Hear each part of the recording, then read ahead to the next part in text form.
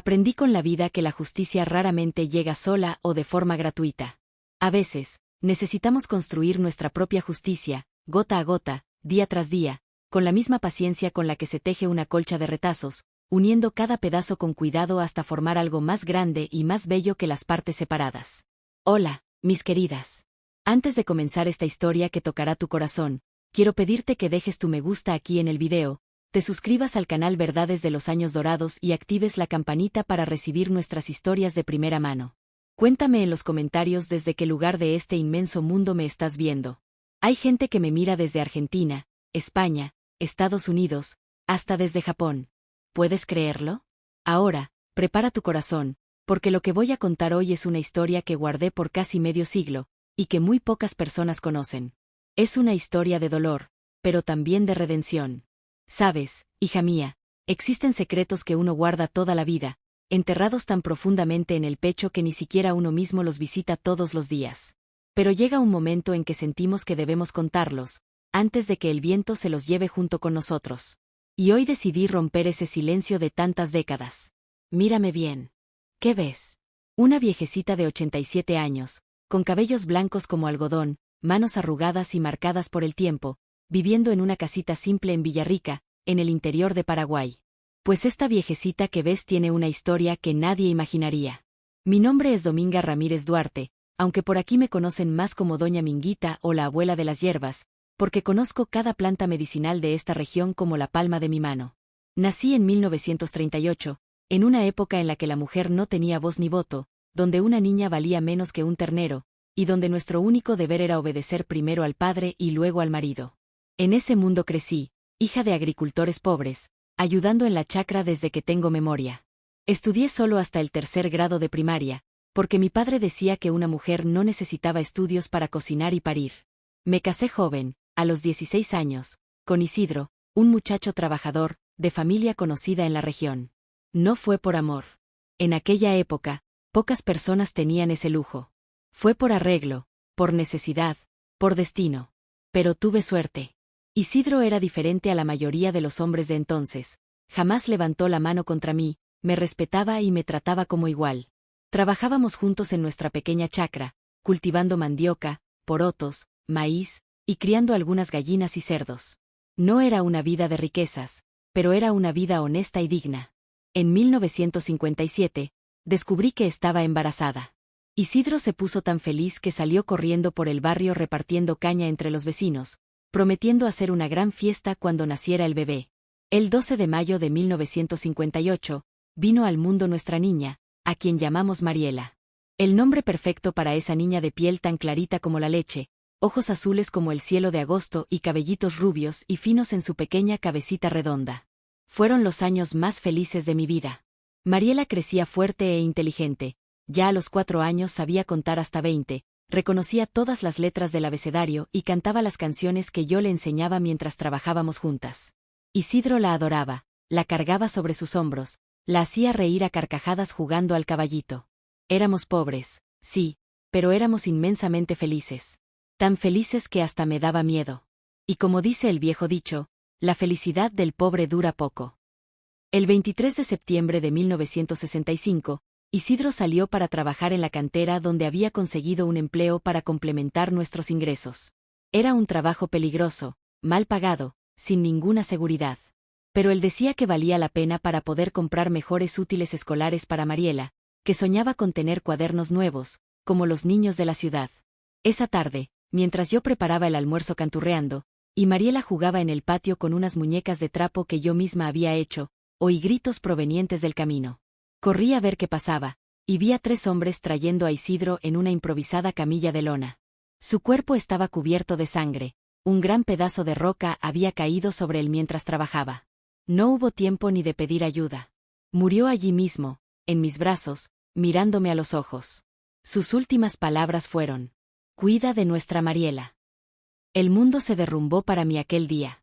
A mis 27 años, quedé viuda, con una hija de 7 años para criar, sin dinero, sin trabajo fijo, sin ningún apoyo.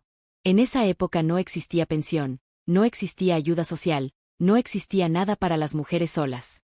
Una mujer sola era vista como problema, como amenaza, como fracaso. Los vecinos al principio ayudaron, trayendo algo de comida, ofreciendo pequeños trabajos. Pero la piedad tiene piernas cortas. Pronto se acabó. Durante los primeros meses tras la muerte de Isidro, sobrevivimos como pudimos. Multipliqué mi trabajo en nuestra pequeña chacra, vendiendo lo que podía en la feria de Villarrica. Mariela, aun siendo pequeña, ayudaba como podía. Espantando los pájaros de los cultivos, yendo a buscar agua al pozo, cuidando de las gallinas. Por las noches, a la luz de un candil, le enseñaba a leer y escribir con los pocos libros que teníamos. Quería que tuviera las oportunidades que yo nunca tuve.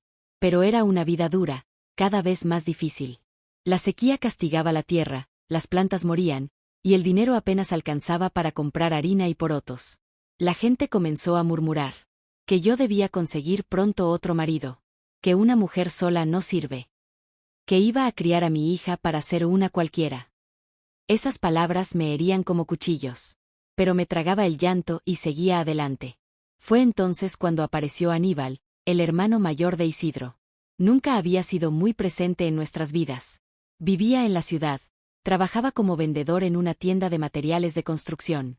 Solo aparecía en eventos familiares importantes. Cuando Isidro murió, vino al velorio, dio el pésame, y desapareció nuevamente. Pero ahora, casi 8 meses después, estaba de vuelta, parado en la puerta de mi casa. Un hombre alto, de hombros anchos, cabello ya ralo, bigote espeso y una mirada que no lograba fijarse en un solo punto. Vengo a cumplir con mi obligación de familia, anunció entrando sin esperar invitación.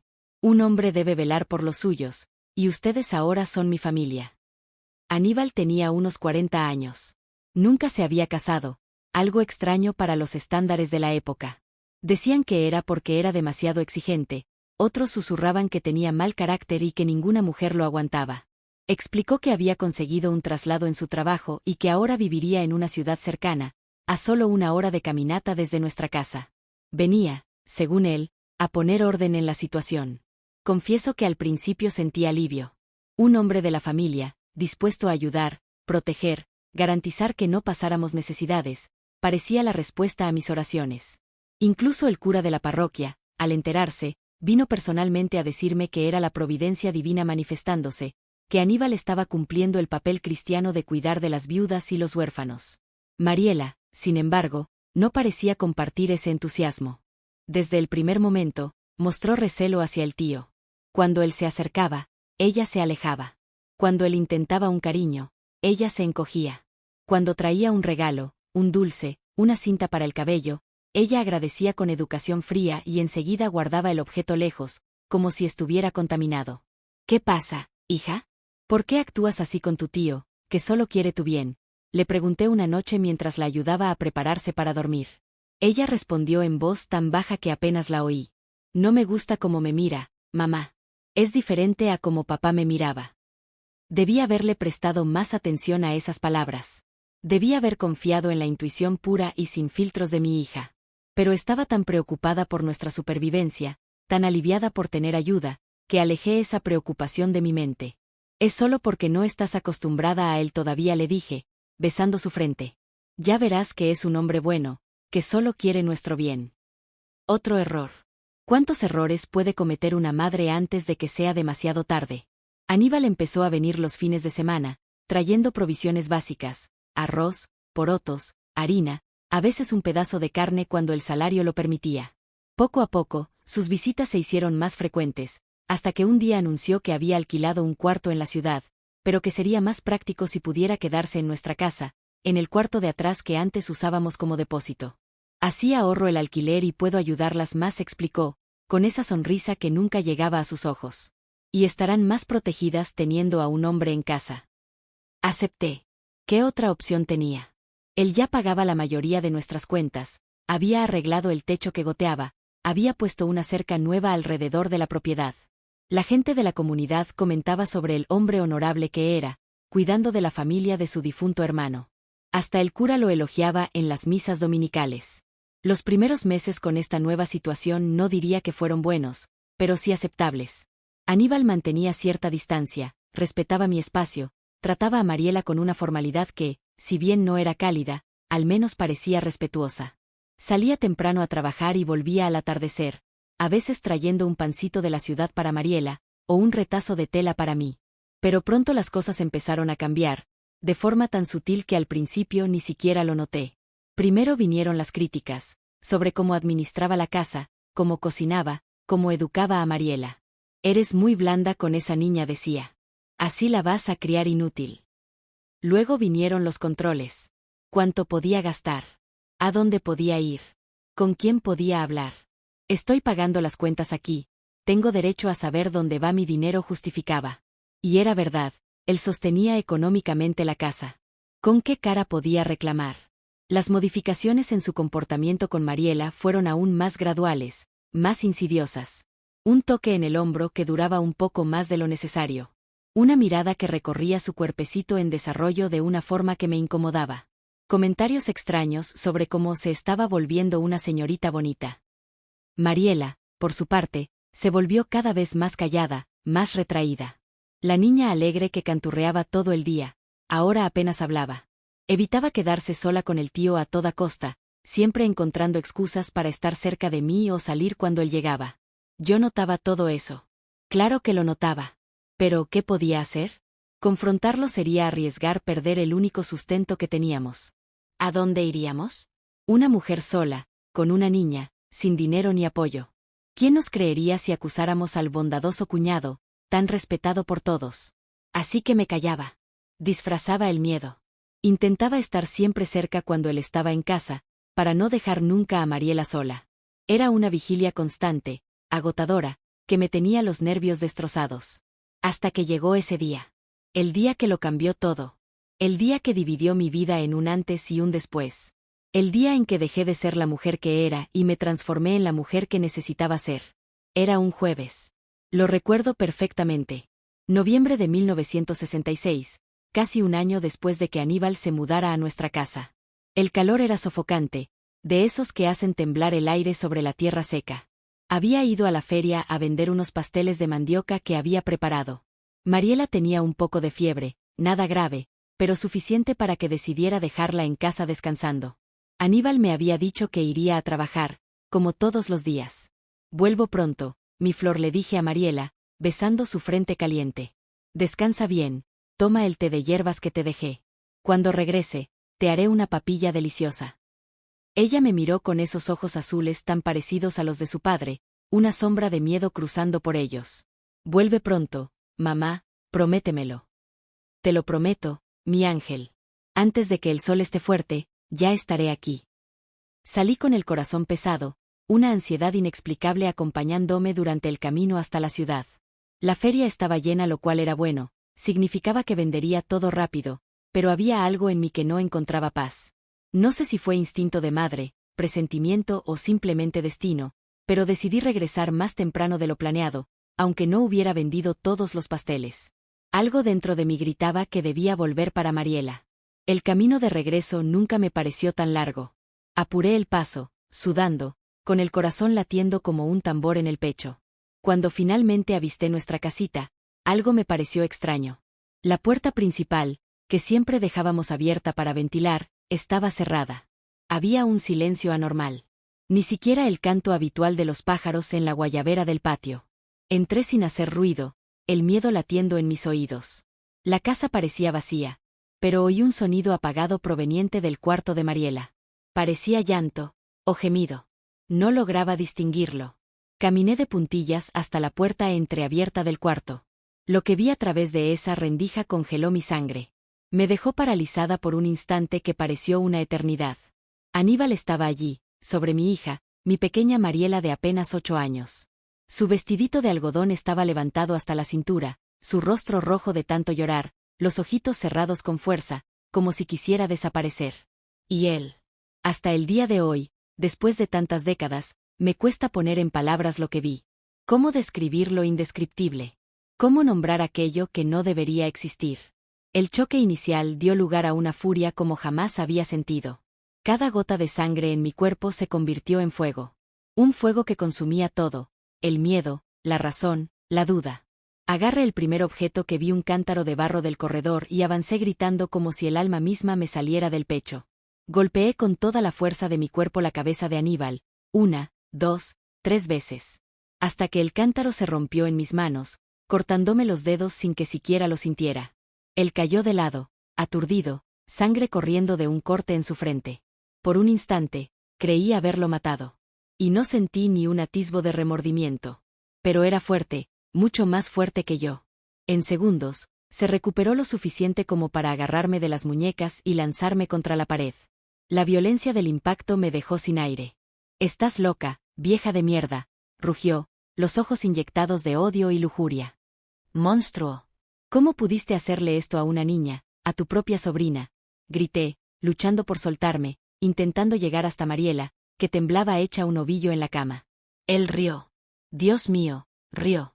Una risa fría, vacía, inhumana. ¿Y tú crees que alguien te va a creer?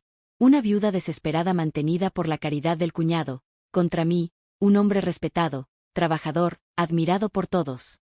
Intenté liberarme, golpearlo, hacer algo, pero era inútil, su fuerza era abrumadora. Me abofeteó una vez, y luego otra, y otra más, hasta que mis rodillas cedieron y caí al suelo, el sabor metálico de la sangre en la boca. «Esto es solo un aviso», escupió, acomodándose la ropa. «La próxima vez, no pararé en las bofetadas. Y si piensas en contarle a alguien, bueno, sería una pena que le pasara algo a la pequeña Mariela, ¿no?». Salió del cuarto como si nada hubiera pasado. Como si no acabara de destruir todo lo que amaba. Cuando escuché la puerta de entrada cerrarse, indicando que Aníbal se había ido, me arrastré hasta Mariela. Ella seguía en el rincón de la cama, con los ojos abiertos, vidriosos, como si su alma hubiera abandonado su pequeño cuerpo, dejando solo una cáscara vacía. La tomé en mis brazos, acunándola como cuando era un bebé, dejando que mis lágrimas cayeran sobre sus cabellos rubios. «Ya pasó, mi amor», susurré, aunque sabía que era mentira. «Mamá está aquí. No dejaré que te haga daño otra vez». Pero la verdad era cruel. Él ya la había dañado de una forma que ningún abrazo ni palabras podían reparar. Y también sabía, con un terror helado, que no podía garantizar que no volvería a suceder. Aníbal tenía razón en algo. ¿Quién nos creería? ¿Quién nos protegería? Aquella noche, después de conseguir que Mariela durmiera, con la ayuda de un té de manzanilla bien fuerte, improvisé una cama para mí en el piso de su cuarto.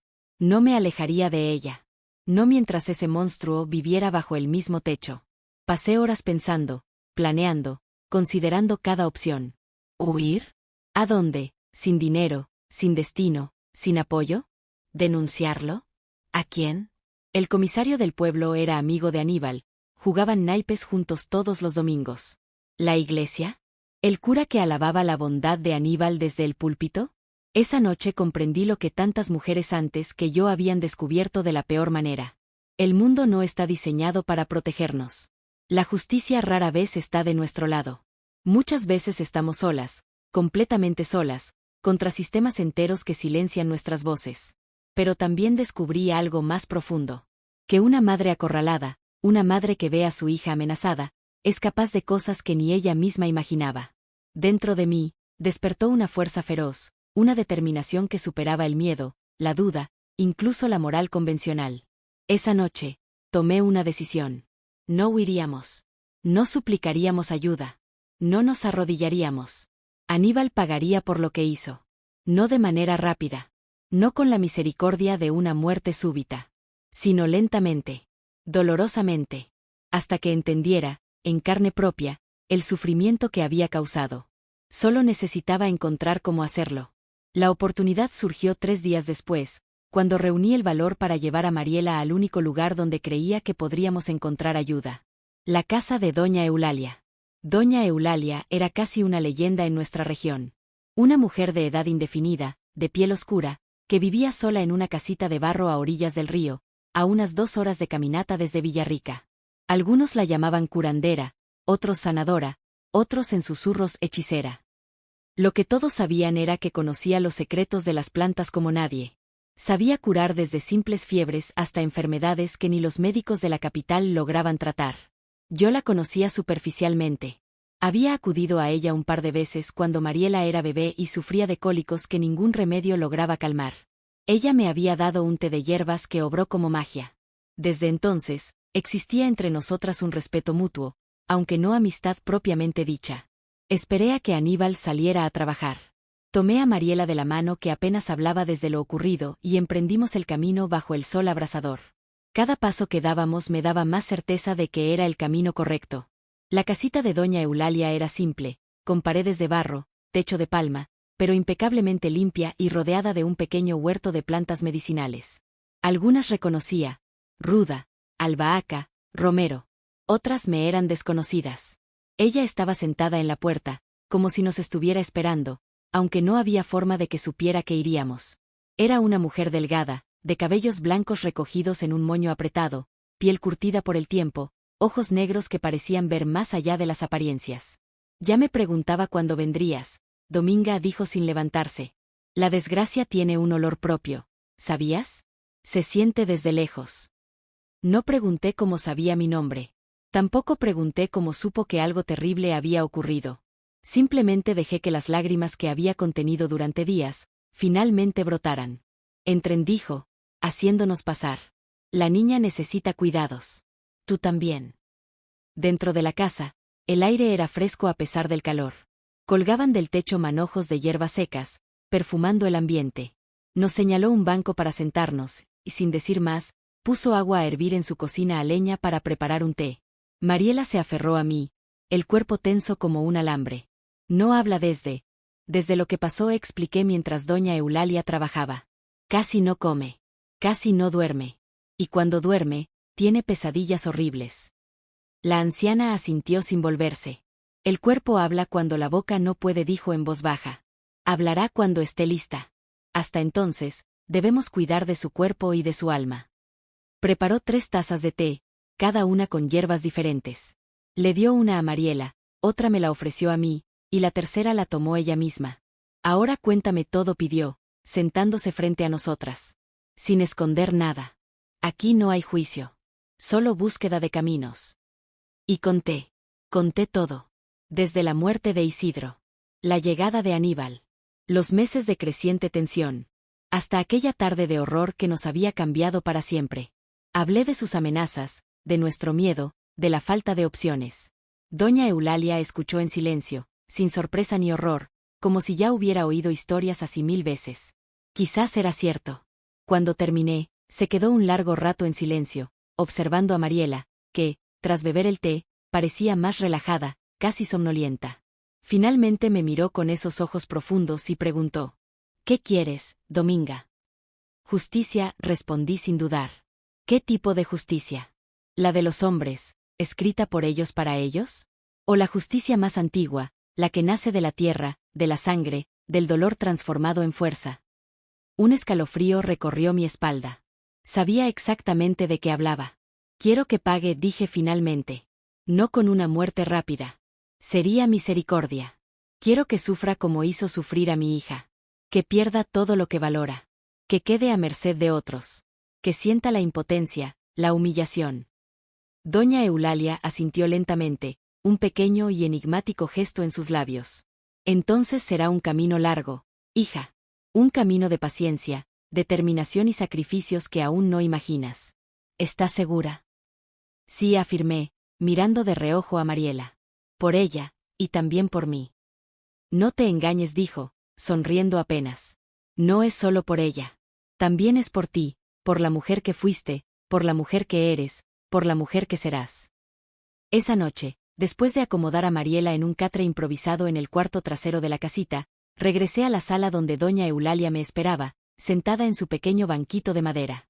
¿Qué debo hacer ahora?, pregunté, sintiéndome perdida a pesar de la decisión firme en mi corazón. Ahora aprendes, respondió ella simplemente. Aprendes sobre las plantas, sobre sus poderes. Sobre cómo pueden sanar y cómo pueden herir. Aprendes sobre el tiempo, la paciencia, la transformación. Aprendes a ver más allá de lo evidente, más allá de lo inmediato. Y así comenzó mi aprendizaje. Durante los días, cuidaba de Mariela, que poco a poco empezaba a reaccionar, primero con pequeñas sonrisas, luego con palabras sueltas, hasta que su voz volvió por completo. Aunque nunca volvió a ser la niña despreocupada que había sido antes. Por las noches, después de que Mariela dormía, me sentaba con doña Eulalia bajo el cielo estrellado, en el patio de tierra barrida, y aprendía. Me enseñaba a identificar plantas. Cuáles servían para curar. Cuáles para debilitar. ¿Cuáles para envenenar lentamente sin levantar sospechas? Cada planta tiene un espíritu, decía, mostrándome una hoja a contraluz de la luna. Algunas sanan el cuerpo, otras el alma. Algunas pueden sanar o dañar, dependiendo de cómo las uses. Aprendí sobre el caraguatá, cuya savia mal preparada podía causar parálisis progresiva. Sobre el mburucuyá, que en grandes dosis provocaba desorientación. Sobre raíces y hojas que, combinadas de manera precisa, podían debilitar lentamente a una persona sin matarla, deteriorándola hasta dejarla vulnerable, dependiente.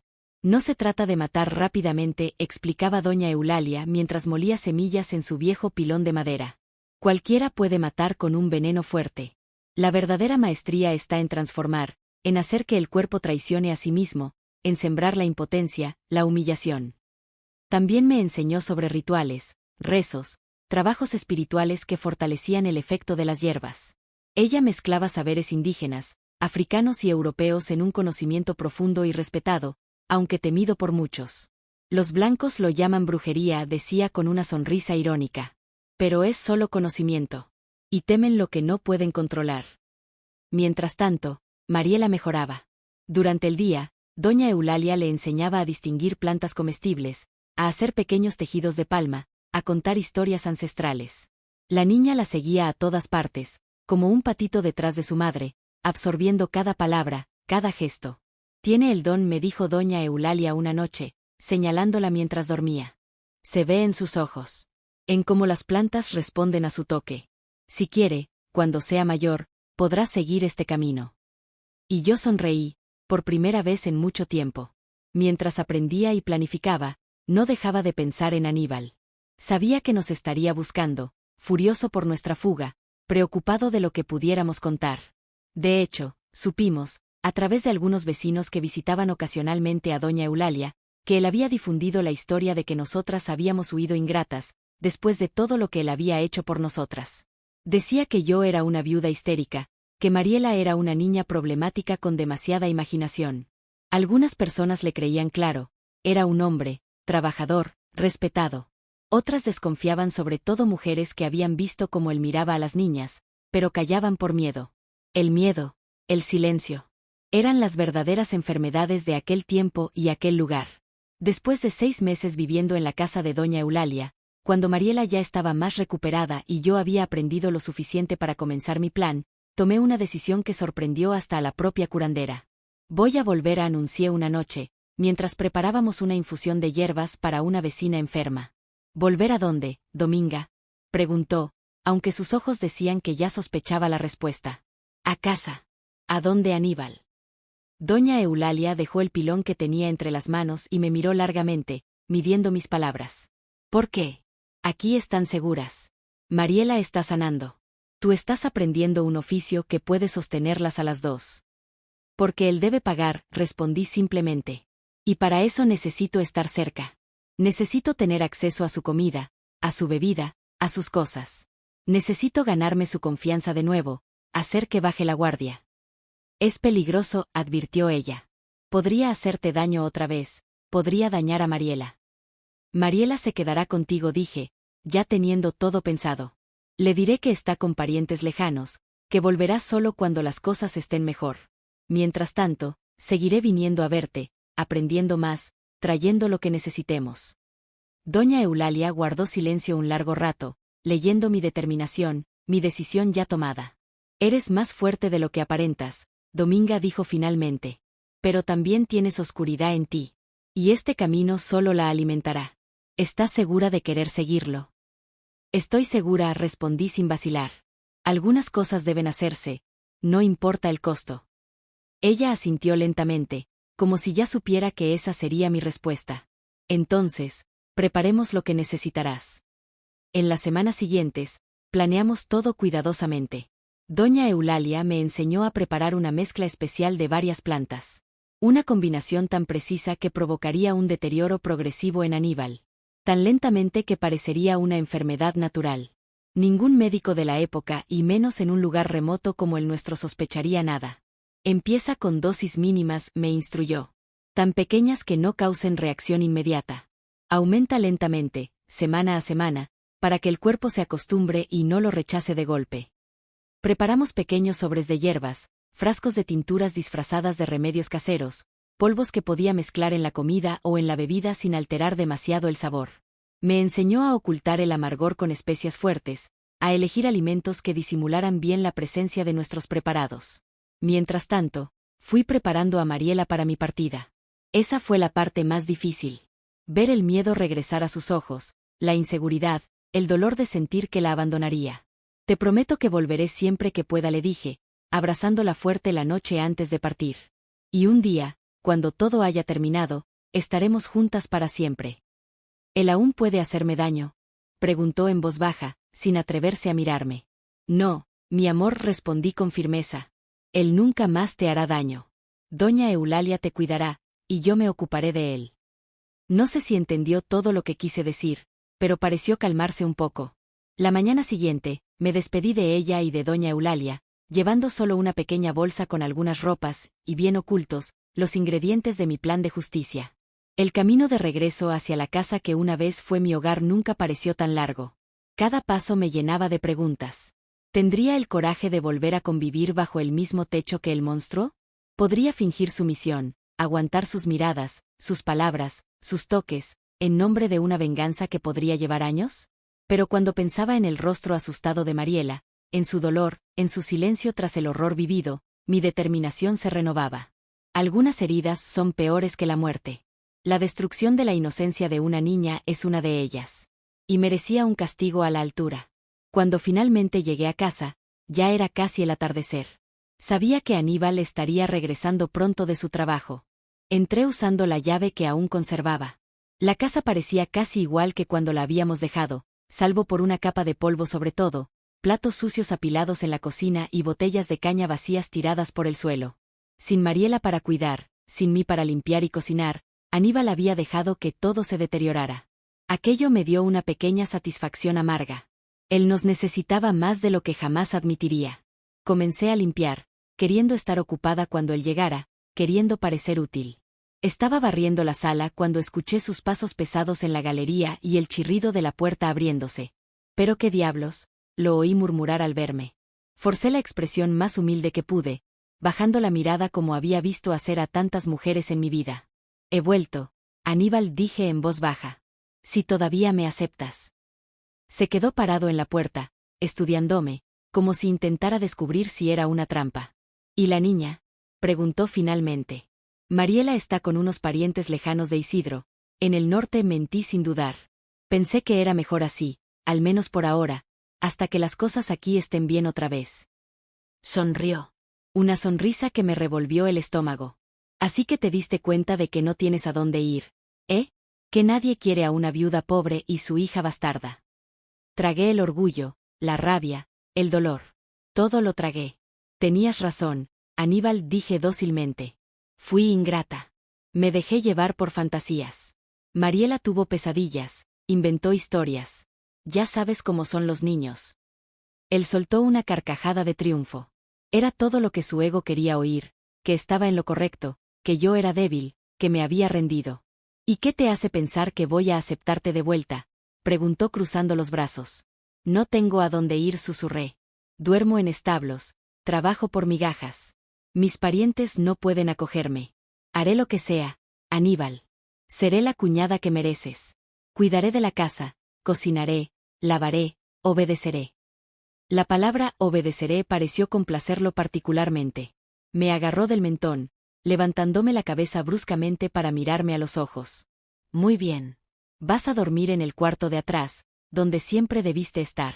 Y tendrás que trabajar duro para compensarme los meses que estuviste ausente. ¿Entendido?». «Sí, Aníbal», dije, bajando la cabeza. «Gracias por darme otra oportunidad». Él se encogió de hombros, ya dirigiéndose a la cocina. «¿Hay algo para comer? Estoy muerto de hambre». «Voy a preparar algo ahora mismo», respondí, siguiéndolo dócilmente. Y así comenzó la segunda fase de mi plan. Durante los primeros días, fui extremadamente cuidadosa. Limpié la casa de arriba abajo. Cociné sus platos preferidos. Lavé y planché su ropa como nunca antes. Todo para ganar su confianza. Todo para que bajara la guardia. Al principio, Aníbal se mostró desconfiado. Observaba todo lo que hacía, Olía la comida antes de probarla, como temiendo que lo envenenara abiertamente. No era un temor infundado, claro. Solo que no tenía idea de la sutileza de lo que estaba por venir. Poco a poco, su vigilancia disminuyó. Mi aparente sumisión, mi dedicación incansable, mi actitud dócil, lo convencieron de que había ganado. Que había domado a la viuda rebelde. Su ego era demasiado grande para imaginar que todo era una farsa. Y entonces, empecé a aplicar el plan. Primero, con dosis ínfimas del preparado especial. Tan pequeñas que no causaban ningún síntoma visible inmediato. Lo disimulaba en la caña que bebía todas las noches. En el café de la mañana. A veces, en el guiso de porotos que cocinaba por horas, donde el sabor fuerte enmascaraba cualquier amargura. Una vez por semana, me excusaba diciendo que iría a visitar a Mariela, lo cual, en parte, era cierto. Pasaba el día en la casa de doña Eulalia, contando a mi hija historias inventadas sobre cómo todo estaba mejorando y reportándole a mi mentora los progresos del plan. Durante los primeros meses, no hubo cambios perceptibles en Aníbal. Seguía siendo el mismo hombre fuerte, dominante, a veces violento aunque menos que antes de mi partida, quizás temiendo que pudiera huir de nuevo. Fue cerca del 6º mes cuando comenzaron los primeros síntomas. Tan sutiles que, para quien no los estuviera buscando, pasarían desapercibidos. Una leve temblorina en las manos al sostener el tenedor. Una ocasional pérdida de equilibrio al levantarse demasiado rápido. Un cansancio un poco más pronunciado tras el trabajo. ¿Te sientes bien, Aníbal?, le pregunté una tarde, fingiendo preocupación, al verlo dejar caer una cuchara durante la cena. Claro que sí, resopló, irritado. Solo estoy cansado. El trabajo en la tienda está pesado. Quizás deberías descansar más, sugerí, sirviéndole más guiso, cargado del polvo especial que preparábamos con doña Eulalia. No eres tan joven como antes. Me lanzó una mirada furiosa. Detestaba cualquier insinuación sobre su edad. Pero no respondió. Solo siguió comiendo. Cada bocado lo acercaba un poco más a su destino. A medida que los meses se transformaban en años, los síntomas se intensificaban gradualmente.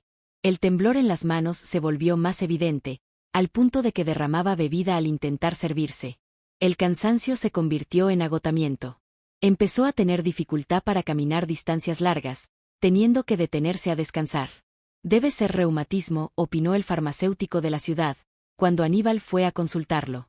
Es común en hombres de su edad que trabajaron duro toda su vida. Aníbal comenzó a tomar los remedios que le recetaban. Pastillas, tónicos, ungüentos.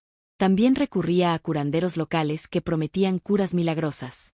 Nada funcionaba, claro. ¿Cómo podrían? Si cada día yo seguía alimentando, cuidadosamente, la enfermedad silenciosa que lo destruía. La ironía era amarga. Cuanto más enfermo se ponía, más dependía de mí. Y cuanto más dependía de mí, más confiaba en mí. Para prepararle los remedios. Para hacerle la comida. Para administrar sus cuidados. Yo, la viuda agradecida, la santa que lo cuidaba con devoción. La gente de la ciudad hablaba de mi sacrificio. Qué mujer noble, cuidar del cuñado inválido, tantos años. Qué alma cristiana tiene doña Dominga. Si supieran la verdad. En el 3er año después de mi regreso, Aníbal perdió su empleo. Ya no conseguía mantenerse de pie durante mucho tiempo. Sus manos temblaban tanto que no podía organizar mercaderías en los estantes. Su memoria empezaba a fallar. El dueño de la tienda, reacio pero práctico, tuvo que despedirlo, dándole apenas una pequeña indemnización por los años trabajados. Ese fue un golpe devastador para él. Su identidad estaba profundamente atada a su trabajo, a su papel de hombre proveedor, de dueño de su casa. Ahora, estaba reducido a un inválido, dependiendo completamente de la pequeña huerta que yo mantenía, de los trabajos de costura que comencé a hacer para las vecinas, y de las ayudas disfrazadas que algunos vecinos, con compasión, nos enviaban. Una noche, mientras lo acomodaba en su cama, me preguntó con voz temblorosa, no solo por el temblor físico sino también por la desesperanza. ¿Qué me está pasando, Dominga? ¿Por qué no mejoro? ¿Por qué todo empeora? No lo sé, Aníbal, mentí con dulzura, arreglando los almohadones detrás de su espalda. Pero estoy aquí para cuidar de ti. Vamos a encontrar algo que te ayude, te lo prometo. Y seguía dándole mis remedios. Mezclas especiales, infusiones, brebajes preparados con las enseñanzas de doña Eulalia. Ahora ni siquiera necesitaba disimular tanto. Él tomaba cualquier cosa que le ofreciera, desesperado por sanar, ciego ante la realidad de su lenta caída. Fue entonces cuando decidí que ya era hora de que Mariela regresara. Ella tenía ahora 11 años, 3 años más desde que habíamos huido. Estaba más alta, más fuerte, tanto física como emocionalmente, gracias a los cuidados de doña Eulalia. Sabía leer y escribir correctamente, conocía las propiedades de las plantas, entendía de oraciones y encantamientos sencillos. Cuando le conté mi decisión a doña Eulalia, ella me miró con seriedad. ¿Estás segura? Él sigue lúcido. Podría ser peligroso. Está demasiado débil para ser una amenaza física, respondí. Y es importante que Mariela vea lo que está pasando. Que vea que hay justicia. Que el monstruo que le hizo daño está pagando. Doña Eulalia no parecía convencida, pero respetó mi decisión. Mariela, por su parte, también mostró cierta inquietud, pero su mirada no era la de una niña asustada. Era la de una joven que había encontrado fuerza en su interior. No le tengo miedo, mamá me dijo, mientras guardábamos sus cosas en un pequeño morral. Doña Eulalia me enseñó que el miedo da poder a los demás sobre uno. Y él ya no tiene poder sobre mí. Esas palabras, dichas con tanta madurez, me conmovieron profundamente. Mi niña ya no era una víctima indefensa. Había crecido en fuerza, en sabiduría. Cuando regresamos a casa, Aníbal estaba acostado en su cama, como pasaba la mayor parte de los días ahora. Oímos su voz temblorosa llamarme desde el cuarto. ¿Dominga? ¿Eres tú? Entramos. Mariela venía un paso detrás de mí, sujetando firmemente mi mano.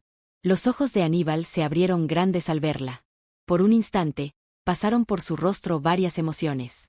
Sorpresa, miedo sí, miedo y quizás hasta algo de vergüenza. ¿Los parientes permitieron que regresara?, preguntó, dirigiéndose a mí, evitando mirar directamente a Mariela. Sí, respondí simplemente. Creí que era hora. Mariela me extrañaba, y yo a ella. No dijo nada más. Solo asintió, los ojos fijos en sus propias manos, que temblaban incontrolablemente sobre el cobertor.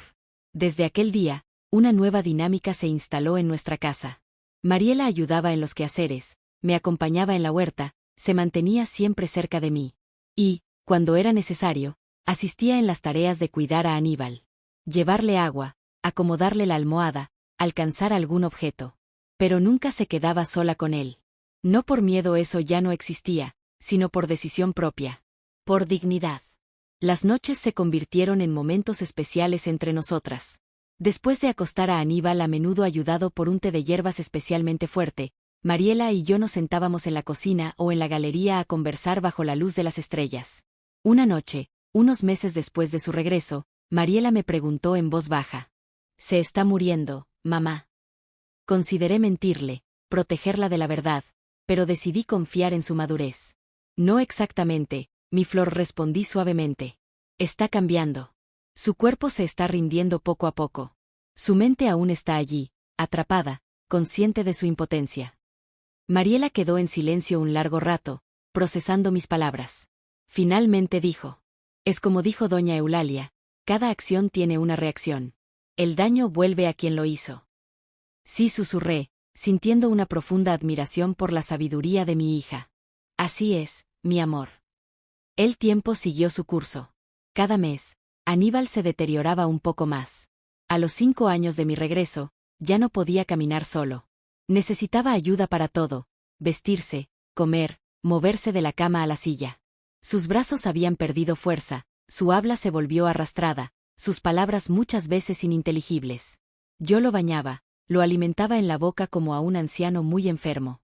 Y cada vez que lo hacía, me inclinaba cerca de su oído y susurraba. «¿Te gusta estar atrapado en este cuerpo, Aníbal? ¿Depender de otros para todo? ¿Ser tocado sin poder evitarlo?». Así se sintió Mariela aquel día. Impotente. Humillada.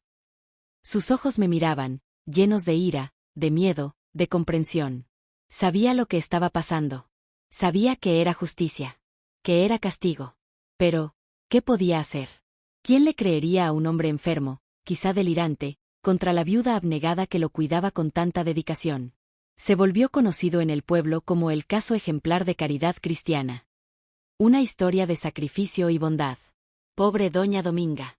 Cuidando tantos años al hermano de su esposo como si fuera su propio padre. Si tan solo supieran la verdad. Mientras tanto, Mariela crecía fuerte y sabia.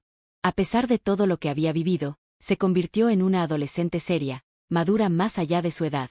Su conocimiento sobre plantas medicinales, enseñado por doña Eulalia y reforzado por mí, igualaba al mío. Empezó a ayudarme activamente en el pequeño negocio de remedios caseros que habíamos creado, sosteniendo nuestra casa ahora que Aníbal ya no podía aportar nada. Con el tiempo, en una de mis visitas a doña Eulalia, quien, aunque más anciana, seguía recibiéndome con su sabiduría inquebrantable, le dije: creo que es hora de contarle toda la verdad a Mariela. Sobre lo que hemos estado haciendo. Sobre cómo realmente estamos tratando a Aníbal. La anciana curandera me miró con esos ojos que parecían ver más allá del alma. ¿Estás segura? Es un peso muy grande para poner sobre los hombros de una joven. Ella ya lo intuye, respondí. Es demasiado inteligente para no haber atado cabos. Merece saber que no estamos simplemente viendo una enfermedad natural, sino que está recibiendo justicia. Doña Eulalia asintió lentamente. Quizás sea el momento. Pero cuida tus palabras, Dominga. Hay una línea delgada entre justicia y venganza. Entre fuerza y crueldad. Mariela está formando su visión del mundo, y tú eres su espejo. Aquella noche, cuando Aníbal cayó en un sueño profundo, ayudado por otro de mis tés especiales, llamé a Mariela para sentarnos juntas en la galería. La luna llena iluminaba el patio, pintando de plata los árboles y las sombras. Me senté a su lado, en el banco de madera que Isidro había construido tantos años atrás, uno de los pocos recuerdos que aún conservábamos de él. Necesito contarte algo importante, empecé, mirando sus ojos atentos. ¿Sobre el tío Aníbal? Preguntó, sin miedo, solo con calma. Asentí. Sobre su enfermedad, que no es exactamente una enfermedad. Ella no dijo nada. Solo esperó. ¿Recuerdas cuando fuimos a vivir con doña Eulalia? Pregunté, aunque sabía que lo recordaba perfectamente. Allí, mientras tú dormías, yo aprendía sobre plantas, sobre sus poderes, sobre cómo algunas pueden curar, y cómo otras pueden cambiar a una persona, lenta, silenciosamente. Mariela seguía sin hablar, pero sus ojos no me perdían de vista. Cuando volví a esta casa, volví con un conocimiento especial, y con preparados especiales. He estado usando esos saberes para que Aníbal pague por lo que te hizo. Finalmente, Mariela habló, con una madurez impresionante. Lo estás envenenando. No para matarlo, aclaré rápidamente, sino para transformarlo. Para que su cuerpo lo traicione. Para que viva atrapado, impotente, como tú te sentiste aquel día. Mariela bajó la mirada, reflexionando en silencio. Cuando volvió a hablar, su voz era firme. Doña Eulalia me dijo una vez que la justicia sin compasión se convierte en otra forma de crueldad. Que hay que buscar el equilibrio. Un nudo se formó en mi garganta. Mi niña. Mi pequeña Mariela, que había sobrevivido al infierno. Era ahora capaz de ver más allá de la rabia. Capaz de entender lo que ni yo misma había podido. ¿Crees que he ido demasiado lejos? Pregunté con voz quebrada. Ella pensó un momento antes de responder. No lo sé, mamá. Él hizo algo imperdonable. Merece ser castigado. Pero también me pregunto, ¿cuánto tiempo debe durar el castigo? ¿En qué momento la justicia se convierte en venganza? No tenía respuesta. Eran preguntas que a veces me atormentaban en las noches solitarias. Escuchando los gemidos de Aníbal en la habitación contigua. Cuando empecé, estaba tan segura de que lo que hacía era justo. Ahora, viendo la sabiduría serena en los ojos de mi hija, empecé a dudar. Tienes razón, hija, susurré finalmente. Quizás hace tiempo crucé la línea entre justicia y venganza. Pero no sé cómo detenerme. Mariela tomó mis manos entre las suyas, unas manos de niña-mujer, curtidas ya por la vida, y dijo: podemos encontrar el camino juntas, mamá. No para perdonarlo, nunca, pero sí para liberarnos. Pasaron algunos meses más. Aníbal, completamente debilitado, ya no podía hablar, ni moverse, ni siquiera tragar por sí solo. Era apenas un cuerpo atrapado en una cama, respirando con dificultad, esperando el final.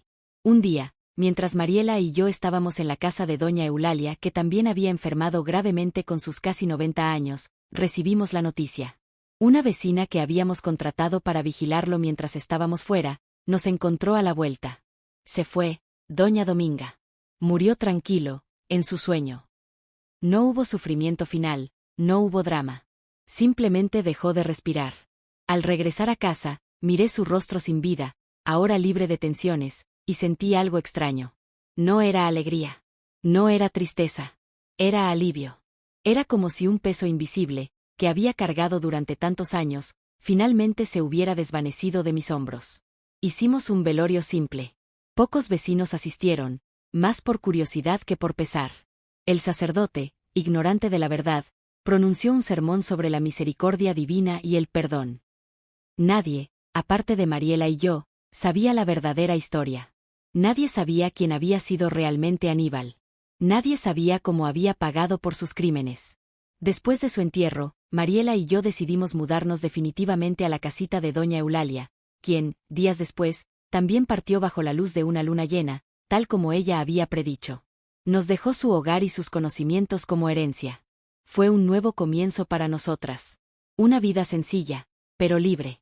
Libre de miedos, libre de sombras. Mariela, con su sabiduría joven, se convirtió en la nueva curandera de la región.